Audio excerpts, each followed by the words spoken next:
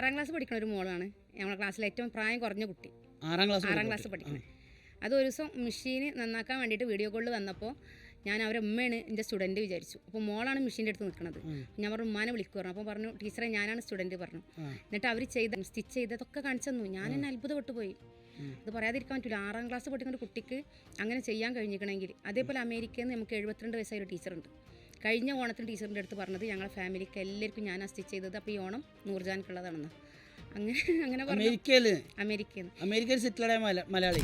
മലയാളി. നമുക്ക് UK, USA, Dubai, Qatar, Oman, Saudi Arabia, അങ്ങനെ പുറത്തുനിന്ന് എല്ലായിടത്തും സ്റ്റുഡൻ്റ് ഉണ്ട്. പിന്നെ നമ്മൾ 14 ജില്ലകളിൽ നിന്നുണ്ട്. പിന്നെ തമിഴ്നാട്ടിൽ നിന്നുണ്ട്, കർണാടകയിൽ നിന്നുണ്ട്. പിന്നെ എനിക്ക് തമിഴ് സംസാരിക്കാൻ അറിയില്ല, പക്ഷെ അവർ പറയുന്നത് മലയാളം അവർക്ക് മനസ്സിലാവുന്നുണ്ട്. പിന്നെ കർണാടകയിൽ നിന്നും അങ്ങനെ അവരുടെ നമുക്ക് അത്ര കണ്ട് ക്യാച്ച് ചെയ്യാൻ കഴിയില്ല. പക്ഷെ അവർ നിങ്ങൾ പറഞ്ഞാൽ മതി, നമുക്ക് മനസ്സിലാവും. പിന്നെ ഡൗട്ട്സ് ഉണ്ടെങ്കിൽ അവർ പറഞ്ഞാൽ കുറച്ചൊക്കെ ഞാൻ എങ്ങനെയൊക്കെ മനസ്സിലാക്കി ഒരുവിധം റെഡിയാക്കി കൊടുക്കും. പക്ഷെ അവരൊക്കെ അതിൽ സക്സസ് ആണ്.